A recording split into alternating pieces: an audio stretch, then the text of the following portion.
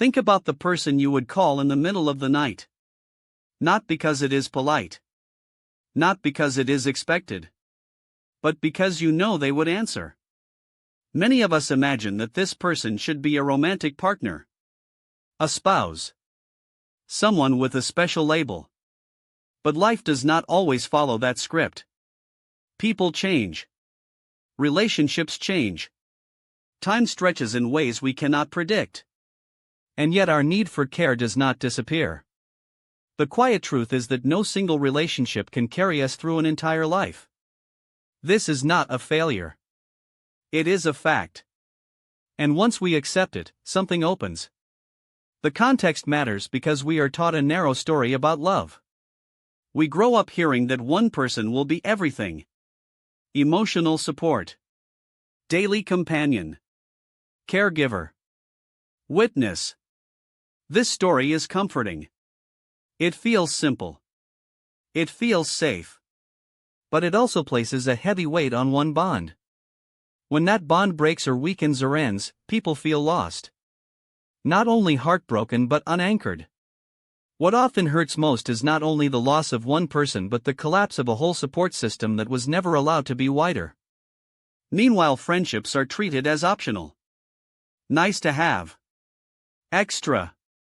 Something that fills time until something more serious arrives. But this framing misses what friendships already do quietly every day. The first insight is the surface idea. Friendship can be deep. It can be reliable. It can hold responsibility. We often think of friends as people we laugh with, people we relax with, people we share hobbies with. That is true.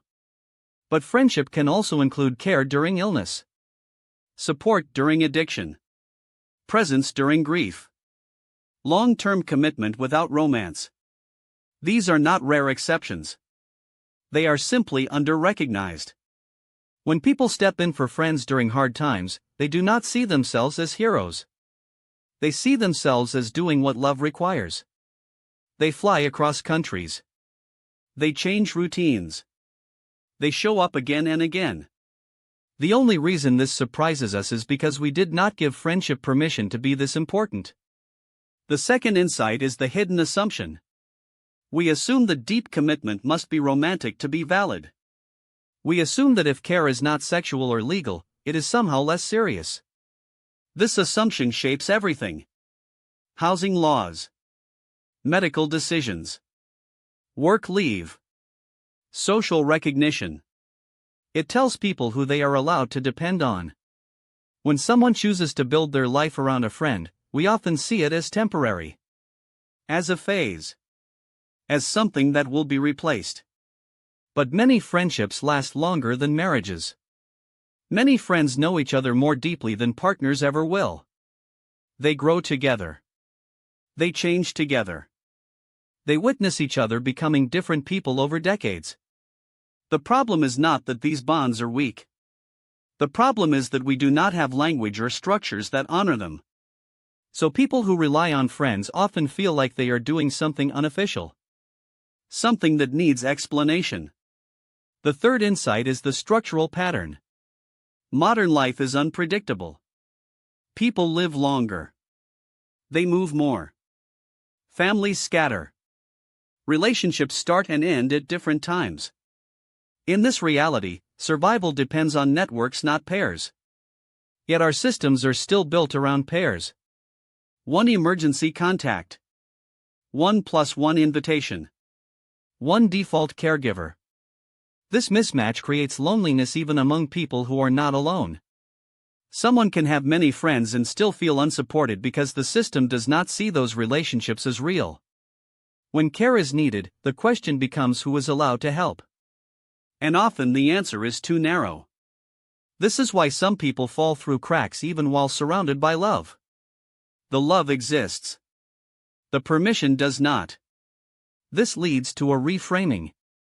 Friendship is not a backup plan. It is not second best. It is a primary source of meaning and care. When we see friendship this way, we stop asking it to stay small. We allow it to be central. We allow friends to make life decisions together, to plan futures, to promise presents. This does not replace romance. It complements it.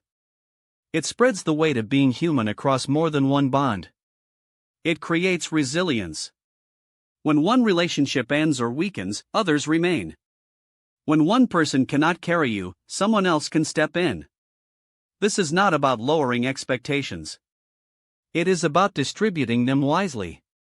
Application to daily life begins with permission. Giving yourself permission to invest deeply in friends. To prioritize time with them. To say this relationship matters to me without apology. It means checking in not only when something is wrong but as part of everyday life. It means planning for the future together in small ways. Shared routines. Shared holidays. Shared responsibilities. It also means advocating quietly for these bonds. Naming a friend as emergency contact. Taking leave to care for them. Showing up publicly and privately. Over time, these small acts teach others how to treat your friendships. Optional deepening helps us sit with the emotional layer. Many people hesitate to rely on friends because they fear being a burden. This fear is strong, especially in cultures that prize independence. But friendship is not a transaction. It is a practice. Care flows in both directions across time. There are seasons. Sometimes you give more. Sometimes you receive more. Over decades, it balances in ways that are not visible day to day. Trust grows when people are allowed to show up fully.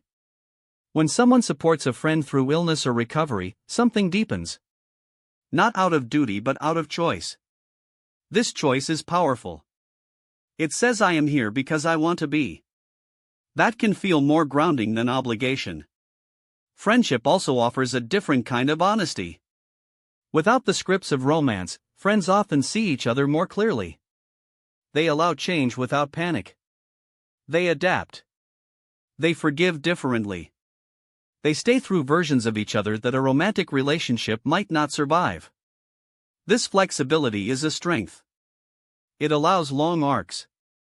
It allows people to be many things across a lifetime. When we widen our idea of who can be significant, we widen our capacity to survive loss. We stop placing all hope in one place. We stop asking one person to be everything. We create a web instead of a line. And webs hold weight better.